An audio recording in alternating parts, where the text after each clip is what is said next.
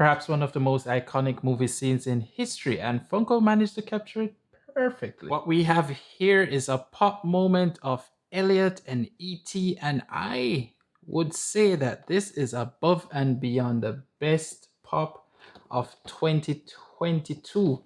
I don't think there's any other better pop that's going to be released that will absolutely blow this one out of the water. It is also part of the 40th anniversary of E.T., so that is why they have this one among others that they release, as well as the fact that it is also glow in the dark. That's the best part of this part. Now, looking at it up close, we have a lot of awesome details to go through here, and I think we start with E.T. I just love how detailed his face looks. And then the crate he's in, you just have to love the small details. I love how they went through the hassle of cutting the holes in the crate just so that it could look exactly like how a crate is. Things like that you have to appreciate. And the bicycle also looks pretty cool with the tires and the other parts of the bicycle looking pretty detailed. For Elliot, although pretty simple, his jacket is pretty well detailed, and I guess that's all we can really say about it because there's nothing else really to it. Now moving on to the moon, I'm not sure how much you can see, but the moon is pretty textured. I do like how they did that just so that it wasn't like flat or boring. So I like that they added that detail. You also most definitely can't ignore the trees also and the details that went into making the trees.